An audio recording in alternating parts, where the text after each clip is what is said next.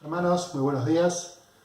Les pido que me acompañen al libro de Eclesiastés capítulo 6, versículo 12. Dice así: porque ¿quién sabe cuál es el bien del hombre en la vida? Todos los días de la vida de su vanidad, los cuales él pasa como sombra, porque ¿qué le enseñará al hombre lo que será después de él debajo del sol? ¿Saben? El libro de Eclesiastés es uno de los libros más malinterpretados o más atacados en las escrituras. Se tilda este libro de nihilista, de pesimista, de fatalista, de totalmente negativo, pero por lo contrario, este libro es de suma importancia y de suma valor para nuestras vidas. Y es más, me atrevería a decir que es sumamente actual. Este libro, como tema principal, nos habla de que no hay nada nuevo debajo del sol que le pueda dar sentido a nuestras vidas, excepto Dios. Salomón entendió que el mejor y el mayor legado que podría dejar la humanidad no eran sus riquezas o edificaciones, sino que por lo contrario eran sus fracasos y frustraciones.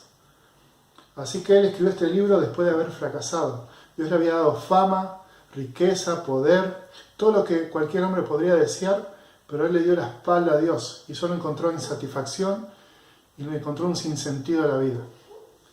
Así que Salomón nos escribe este libro para ayudarnos a entender lo que es bueno para nosotros.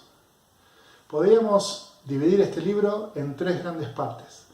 En primer lugar, del capítulo 1 al capítulo 6, vamos a encontrar la frustración de los afanes del hombre, de cómo a través de su trabajo el hombre es incapaz de encontrarle sentido a la vida.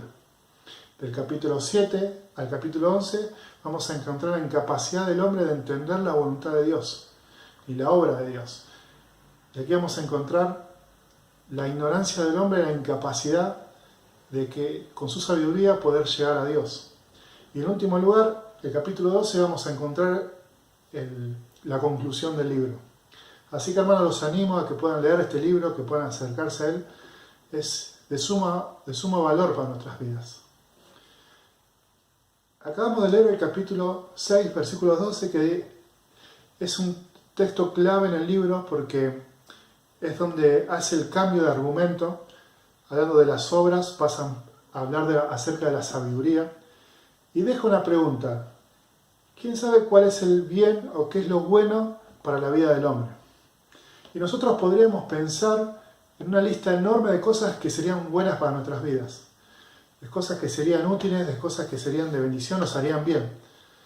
Pero por lo contrario, Salomón va a dejar una lista de cosas que son buenas para el hombre, de las cuales nosotros nunca pensaríamos, o tal vez nunca la consideremos como algo bueno.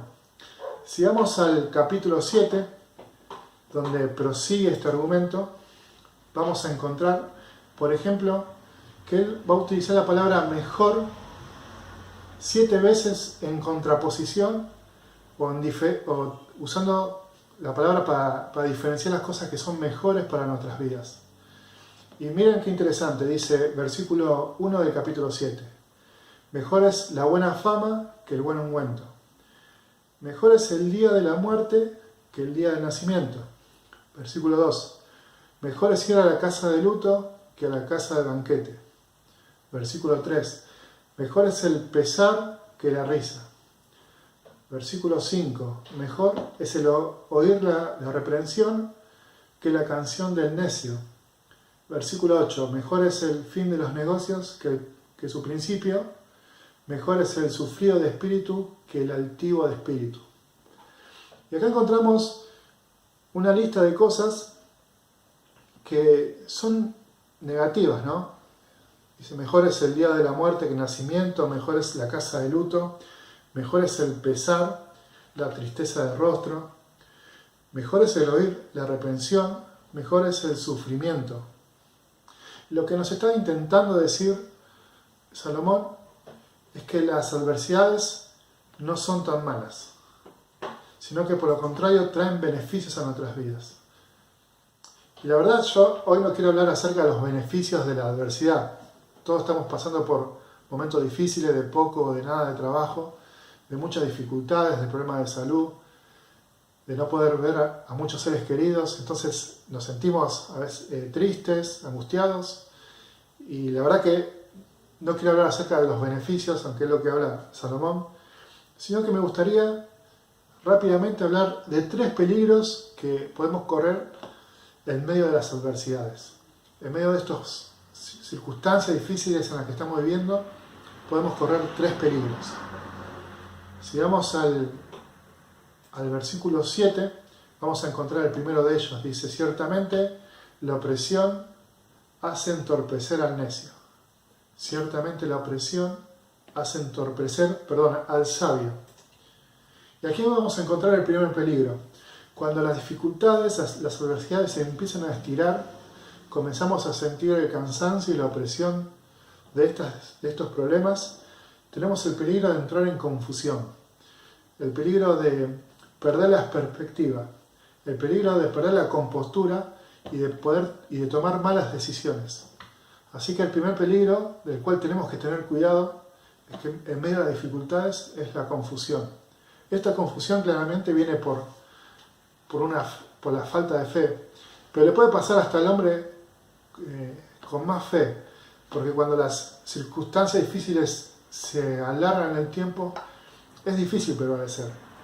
Pero saben, en esos momentos difíciles de prevalecer, tenemos que aferrarnos a las promesas de Dios.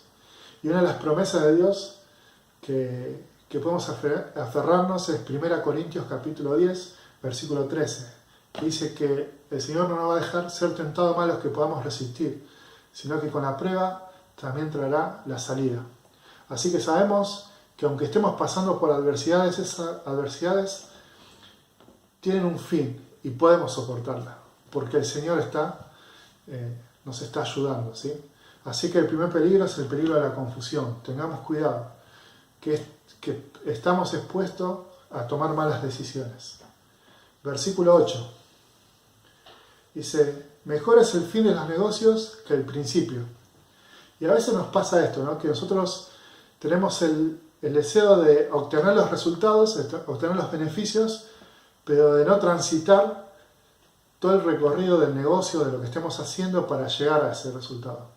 Queremos el resultado de la prueba, que es la paciencia y la fe fortalecida, pero no queremos pasar por la prueba. Y el segundo peligro es el peligro de la impaciencia. El peligro de la impaciencia.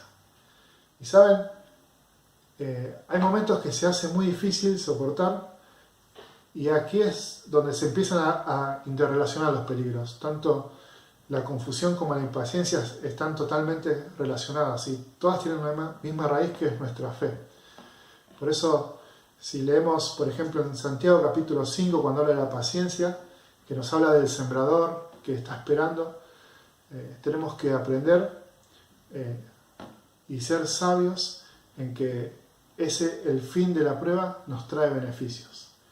Y en último lugar, el último peligro, para no hacerlo tan largo, versículo 9. No te apresures en tu espíritu a enojarte, porque el enojo reposa en el seno de los necios. En tercer lugar, el peligro que podemos correr en las pruebas largas es el enojo. Este enojo tiene que ver con una indignación, con sentir que no estamos recibiendo lo que merecemos.